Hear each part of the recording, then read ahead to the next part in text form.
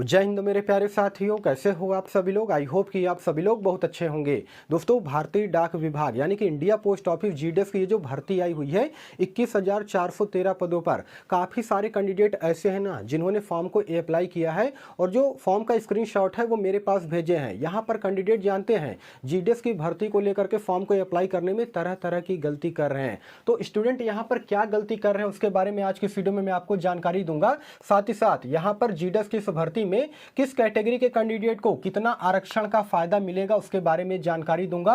उसके अलावा किस सर्कल का लोकल लैंग्वेज यहां पर क्या बोली जाती है और जहां से आप सभी लोग फॉर्म को अप्लाई कर सकते हो उसके बारे में भी बिल्कुल डिटेल से चर्चा करने वाले हैं, ठीक है ना। तो ये जो वीडियो है ये बहुत ही ज्यादा वैल्यूएबल होने वाला है आप सभी लोगों के लिए। अपने अपने रजाई में घुस जाइएगा और वीडियो को कंप्लीट वॉच कीजिएगा। मेरा नाम विशाल है और ये जो यूट्यूब चैनल है ये आप ही का है, इसलिए वीडियो को लाइक कीजिएगा, चैनल को सब्सक्राइब कीजिएगा और जितना ज्यादा से ज्यादा हो सकेगा वीडियो को शेयर भी करना है, ठीक है ना।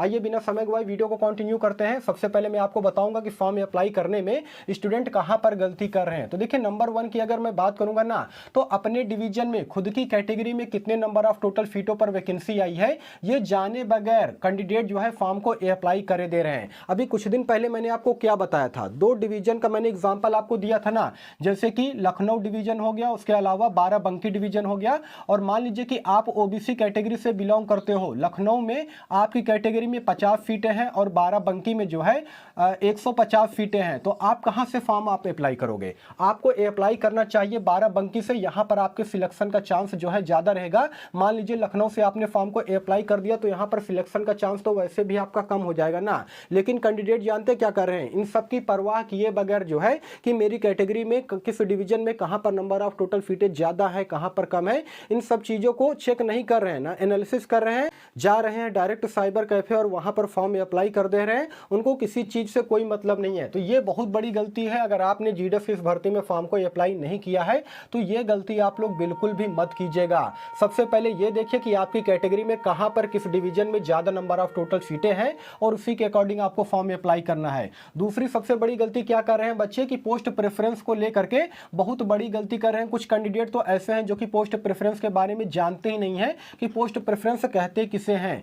देखिए, आपके फॉर्म में जितने भी ऑप्शन आए सभी में आपको पोस्ट प्रेफरेंस देना है। एक भी पोस्ट प्रेफरेंस यानी कि पद वरीयता को बिल्कुल भी नहीं छोड़ना है। और ये सारी चीजें मैंने आपको बताया था कि कौन से कैटेगरी के कैंडिडेट जो है किसमें पोस्ट प्रेफरेंस दे सकता है। ये चीज मैं आपको फिर से बता दे रहा हूं, इसको आप लोग अच्छी तरीके से समझिएगा, ठीक है ना। जैसे जनरल कैंडिडेट का जो बंदा है वो यूआर कैटेगरी में ही पोस्ट प्रेफरेंस देगा, यानी कि खुद की कैटेगरी से ही फॉर्म को अप्लाई करेगा। वो अदर कैटेगरी में पोस्ट प्रेफरेंस या फिर अदर कैटेगरी से फॉर्म को अप्लाई नहीं कर सकता है। उसके अलावा ओबीसी कैंडिडेट का जो बंदा है वो खुद की कैटेगरी से तो फॉर्म अप्लाई करेगा ही करेगा, साथ ही साथ यूआर कैटेगरी से भी वो पोस्ट प्रेफरेंस दे सकता है। सबसे पहले आप लोग क्या कीजिएगा कि आपकी कैटेगरी में, सपोज दैट आप ओबीसी कैटेगरी से बिलोंग करते हो, तो आपकी कैटेगरी में कितने नंबर ऑफ टोटल सीटों पर वैकेंसी आई है सब में पोस्ट प्रेफरेंस दे देना है। और उसके बाद क्या करना है कि जिस डिवीजन से आप फॉर्म अप्लाई कर रहे हो ना उसमें ये देखना है कि यूआर यानी कि अनरिजर्व की कितनी सीटें हैं, उसमें आपको पोस्ट प्रेफरेंस जो है देते हुए चले जाना है। आई होप कि आप सभी लोग ये सारी चीजें समझ रहे होंगे, ठीक है ना। उसके अलावा ईडब्ल्यूएस कैंडिडेट से जो बंदा बिलोंग करता है उसको ईडब्ल्यूएस कैटेगरी से तो फॉर्म को अप्लाई करना ही करना है, साथ ही साथ जनरल कैटेगरी से भी पोस्ट प्रेफरेंस दे देना है जितना आपके फॉर्म में ऑप्शन आए। मान लीजिए 150 ऑप्शन आ रहा है तो सभी 150 में आपको पोस्ट प्रेफरेंस देना है, ठीक है ना। पहले नंबर पर आपको क्या रखना है, बीपीएम का जो पोस्ट है वो सिलेक्ट करना है। दूसरे नंबर पर डाक सेवक के पोस्ट को सिलेक्ट करना है, सॉरी एबीपीएम के पोस्ट को सिलेक्ट करना है। और तीसरे नंबर की अगर मैं बात करूंगा तो डाक सेवक के पोस्ट को जो है यहां पर सिलेक्ट करना है, ठीक है ना। उसके अलावा जो एससी कैटेगरी का जो बंदा है वो एससी कैटेगरी से फॉर्म तो अप्लाई करेगा ही करेगा, साथ ही साथ यूआर कैटेगरी से भी फॉर्म को अप्लाई कर सकता है, यानी कि इसमें भी पोस्ट प्रेफरेंस वो दे सकता है। यहां पर एसटी कैंडिडेट का जो बंदा है वो एसटी कैटेगरी से फॉर्म अप्लाई करेगा, साथ ही साथ जनरल कैटेगरी से भी वो पोस्ट प्रेफरेंस दे सकता है। और पीडब्ल्यूडी जो कैंडिडेट है वे खुद की कैटेगरी से फॉर्म को अप्लाई करेंगे।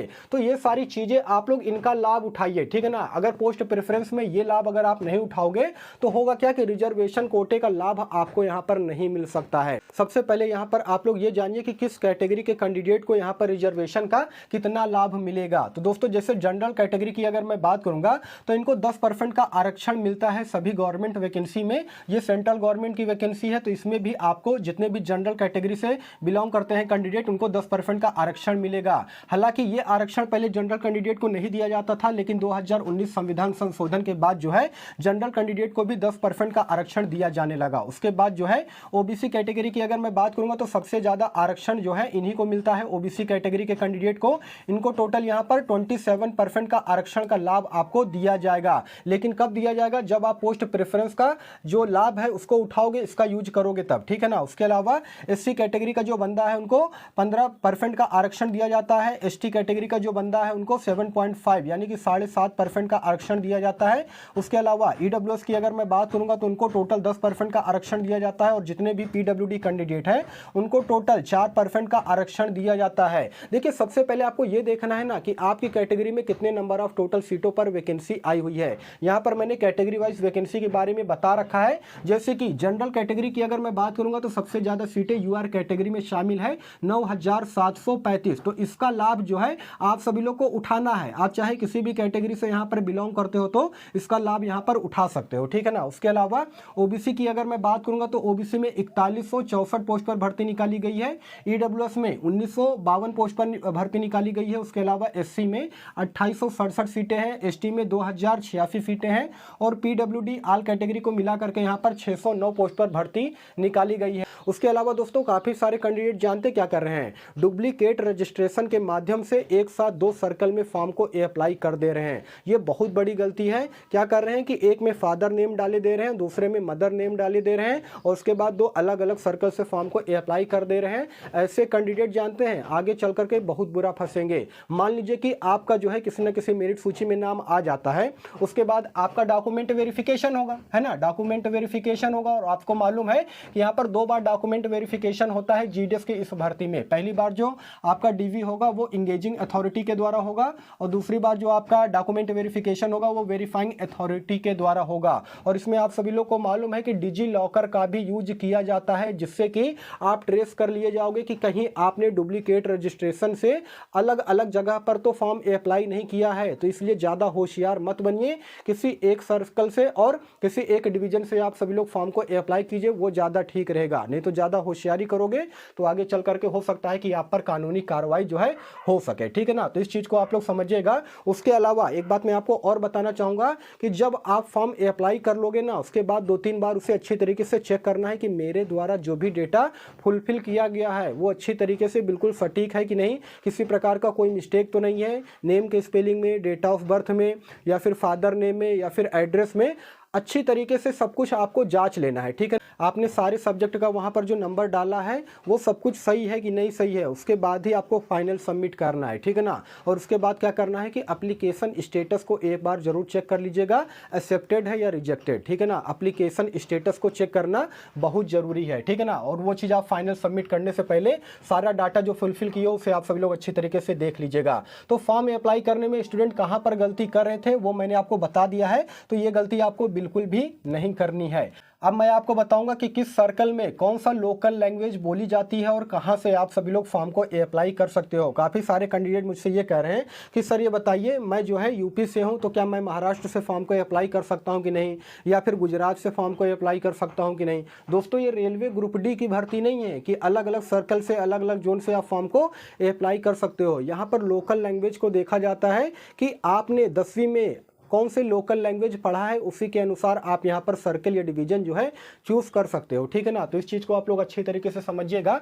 देखिए, जितने भी बिहार के कैंडिडेट हैं वहाँ का जो लोकल लैंग्वेज है हिंदी बोली जाती है, तो यहाँ पर जो है सभी हिंदी भाषी सर्कल से बच्चे फॉर्म को अप्लाई कर सकते हैं। उसके अलावा छत्तीसगढ़ का जो लोकल लैंग्वेज है वो भी हिंदी है, तो यहाँ से भी सभी हिंदी भाषी स्टूडेंट जो है यहाँ से फॉर्म को अप्लाई कर सकते हैं, कोई दिक्कत नहीं है।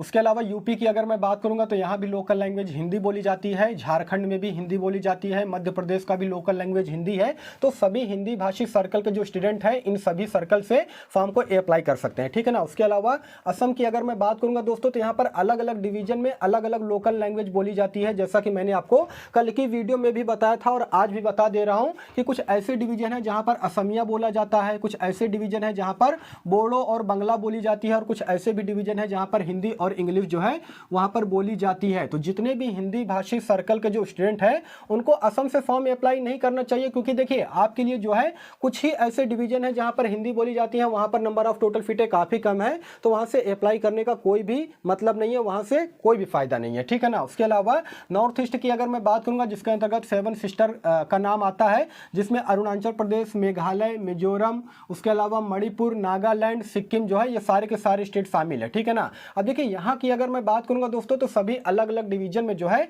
अलग अलग लोकल लैंग्वेज बोली जाती है। जैसे अरुणाचल की अगर मैं बात करूंगा तो यहाँ पर हिंदी और इंग्लिश जो है लोकल लैंग्वेज बोली जाती है, लेकिन फिर भी यहाँ पर अगर आप हिंदी भाषी सर्कल से बिलोंग करते हो और यहाँ से फॉर्म को अप्लाई करोगे तो जानते हैं लोकल लैंग्वेज को लेकर के, मतलब लोकल लैंग्वेज सर्टिफिकेट को लेकर के यहाँ पर कंडीशन फंस जाएगी और उसे आप नहीं बना पाओगे। इसलिए आप सभी लोग अरुणाचल प्रदेश से बिल्कुल भी फॉर्म को अप्लाई मत कीजिए, जितने भी कैंडिडेट हिंदी भाषी सर्कल से बिलोंग करते हैं। उसके अलावा मेघालय की अगर मैं बात करूंगा दोस्तों तो यहाँ पर भी अलग अलग लोकल लैंग्वेज बोली जाती है अलग अलग डिवीजन में, जैसे खासी हो गया, गारो हो गया, हिंदी हो गया, इंग्लिश हो गया, है ना, ये सारी लैंग्वेज वहाँ पर बोली जाती है। कुछ ऐसे भी डिवीजन है जहाँ पर बंगाली भी बोली जाती है। तो यहाँ से भी अगर मान लीजिए आप फॉर्म को अप्लाई करते हो तो दिक्कत होगी, क्योंकि आपको यहाँ पर प्राथमिकता नहीं दिया जाएगा, यहाँ के जो लोकल कैंडिडेट हैं उनको ही ज़्यादा प्राथमिकता दी जाएगी। उसके अलावा मिजोरम की अगर मैं बात करूंगा तो यहाँ पर हिंदी, इंग्लिश और मिजो बोली जाती है, तो यहाँ से भी आप नहीं अप्लाई कर पाओगे। मणिपुर की अगर मैं बात करूंगा दोस्तों तो यहाँ पर इंग्लिश और मणिपुरी बोली जाती है। उसके अलावा सिक्किम की अगर मैं बात करूंगा तो नेपाली, लेप्चा और इंग्लिश वहाँ का लोकल लैंग्वेज है। नागालैंड की अगर मैं बात करूंगा तो नागालैंड में हिंदी और इंग्लिश बोली जाती है, तो वहाँ से आप फॉर्म को अप्लाई कर सकते हो, लेकिन वही बात है कि लोकल लोगों को ही प्राथमिकता दी जाएगी, आपको नहीं दी जाएगी, ठीक है ना। तो यहाँ पर मैंने आपको बता दिया है कि नॉर्थ ईस्ट में कौन से डिवीजन में क्या लोकल लैंग्वेज बोली जाती है। उसके अलावा उड़ीसा की मैं बात करूंगा तो यहाँ का लोकल लैंग्वेज उड़िया है। अब जैसे कोई यूपी का कैंडिडेट है, वो चाहता है कि मैं उड़ीसा से फॉर्म को अप्लाई कर दूं क्योंकि यहाँ का कट ऑफ थोड़ा कम जाता है, तो वे कैंडिडेट फॉर्म को नहीं अप्लाई कर पाएगा क्योंकि उसने 10वीं में उड़िया का सब्जेक्ट नहीं पढ़ा है, और यही रीजन है कि वे उड़ीसा से फॉर्म को अप्लाई नहीं कर पाएगा। उसके अलावा पंजाब की अगर मैं बात करूंगा तो यहाँ का लोकल लैंग्वेज पंजाबी, हिंदी और इंग्लिश यहाँ पर बोली जाती है। हरियाणा में हिंदी बोली जाती है, उत्तराखंड में भी हिंदी बोली जाती है। वेस्ट बंगाल की अगर मैं बात करूंगा तो यहाँ पर बंगाली, इंग्लिश, नेपाली और कुछ ऐसे भी डिवीजन है जहाँ पर हिंदी भी बोली जाती है। उसके अलावा महाराष्ट्र की अगर मैं बात करूंगा तो कोंकणी और मराठी यहाँ पर बोली जाती है। अब जो हिंदी सर्कल का जो बंदा है वो महाराष्ट्र से फॉर्म को अप्लाई नहीं कर पाएगा क्योंकि वहाँ पर कोंकणी और मराठी लोकल लैंग्वेज है, इसलिए वो फॉर्म को अप्लाई नहीं कर पाएगा, ठीक है ना। और गुजरात की मैं बात करूंगा तो यहाँ का लोकल लैंग्वेज गुजराती है। जम्मू कश्मीर में हिंदी और उर्दू जो है बोली जाती है। उसके अलावा हिमाचल प्रदेश की अगर मैं बात करूंगा तो यहाँ पर हिंदी लोकल लैंग्वेज बोली जाती है, ठीक है ना। उसके अलावा दोस्तों और भी साउथ इंडियन स्टेट है, जैसे कि उसके अलावा तमिलनाडु की अगर मैं बात करूंगा दोस्तों तो यहाँ पर लोकल लैंग्वेज तमिल बोली जाती है। केरल में मलयालम बोली जाती है। दिल्ली की अगर मैं बात करूंगा तो वहाँ पर हिंदी बोली जाती है। उसके अलावा कर्नाटक की अगर मैं बात करूंगा तो कन्नड़ बोली जाती है। इसी प्रकार से अलग अलग स्टेट का अलग अलग लोकल लैंग्वेज है। तो आप सभी लोग सोच समझ करके फॉर्म अप्लाई कीजिएगा। ये नहीं कि मेरी जहाँ से मर्जी होगी वहाँ से हम फॉर्म अप्लाई कर देंगे और मेरा मेरिट सूची में नाम आ जाएगा, कोई मतलब नहीं है, फॉर्म भी रिजेक्ट हो जाएगा, वहाँ पर आप सर्वाइव भी नहीं कर पाओगे, ठीक है। तो ये सारी चीज़ें मैंने आपको बता दिया है कि किस सर्कल का लोकल लैंग्वेज क्या बोला जाता है और क्या गलती जो है कि आपको यहाँ पर बिल्कुल भी नहीं करना है फॉर्म अप्लाई करते टाइम पे। बाकी दोस्तों यही सारा सब कुछ जानकारी देना था। इस अपडेट के रिगार्डिंग में आपके मन में किसी प्रकार का कोई भी डाउट हो, कोई भी सवाल हो तो कमेंट सेक्शन खुला है, आप लोग कमेंट कीजिएगा, मैं इसका रिप्लाई देने का पूरा कोशिश करूँगा। बाकी फिर मिलूंगा किसी नेक्स्ट वीडियो में, तब तक के लिए धन्यवाद।